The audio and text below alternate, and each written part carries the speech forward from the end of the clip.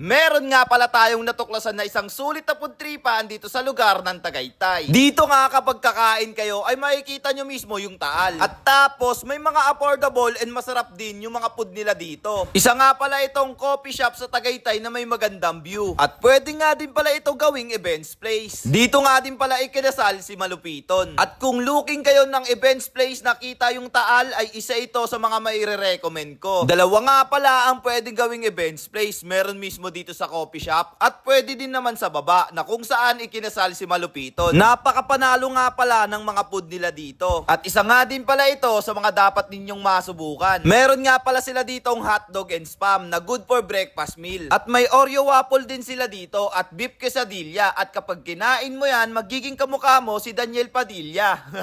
May pasta nga din pala sila dito, snack platter, buffalo wings, Angus nacho burger at hindi ito mawawala lalo na kapag nasa Tagaytay ka. Syempre, yung special bulalo nila. Saktong-sakto sa taglamig dito sa Tagaytay, no? Bulalo.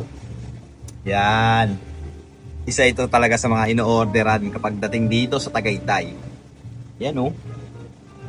Timusan na. At ayun na nga din pala guys, no, nung natimusan nga pala natin dito yung mga pagkain nila ay talagang nagustuhan natin. Isa nga din pala ito sa mga mababalikan namin kapag pupunta kami ng Tagaytay. At dito na nga din pala kami kumain o nag-food trip sa Sip and Brew Miyara Cafe Tagaytay. Masarap and panalo din yung mga drinks nila dito at kay sarap din uminom ng kape dahil kita nyo mismo yung view ng Taal. Simula Monday to Thursday nga pala ang opening hour nila 9 AM to 10 PM. Tapos kapag Friday to Saturday naman, 9 AM to 12 midnight. And kapag every Sunday naman, open na sila simula 8 AM to 10 PM. Matatagpuan nyo nga pala itong coffee shop sa Tagaytay. At para mas makita nyo ito, i-Waze o Google Maps nyo lang Sip and Brew by Miyara Cafe or Miyara Events Place. Nag-o-offer din sila dito ng milk tea and coffee cart for events. At ayun na nga din pala guys, hanggang dito na nga lang din po pala tayo at kita-kits na lang ulit sa next vlog. Kung nakukulangan man kayo sa impormasyon ay ilalagay ko na lang po sa comment section. So paano guys? So again, this is Sajak TV. Thank you for sunshine, thank you for rain, thank you for joy.